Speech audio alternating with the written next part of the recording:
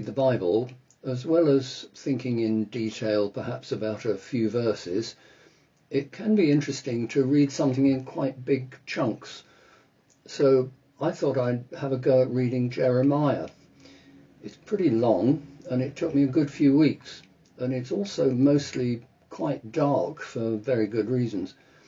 But from time to time there's a flash of light, like the sun suddenly coming out from behind dark clouds.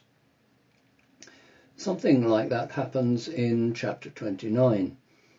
The story so far is that most of the inhabitants of Jerusalem have been taken into exile in Babylon. The reason for this, as Jeremiah never tires of saying, is that God's people have failed to live up to their calling. They've got involved with other gods, and so their manner of life has not pointed to the one God who had made a covenant with them. Jeremiah has been left behind in Jerusalem, and he writes an open letter to the exiles in which he acts as the mouthpiece of the God of Israel.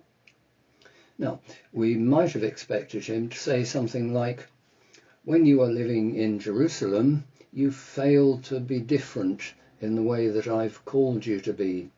Now you must show your distinctiveness by having nothing to do with this horrible pagan city that you've been exiled to.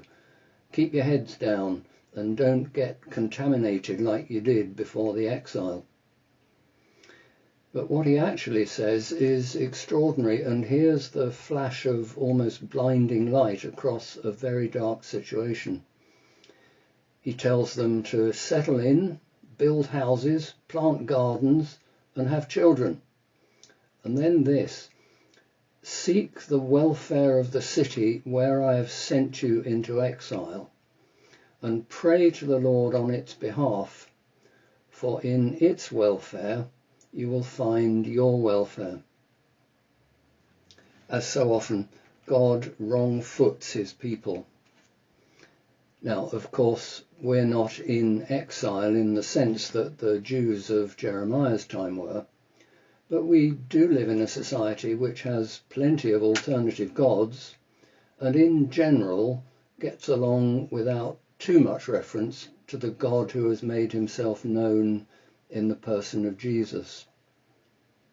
So whether we're listening to this in Beckenham or somewhere else, in these days when we're having to rethink how we live, let's ask God for the wisdom to know how to pray on behalf of the place or the country where we live, and how we can best seek its welfare.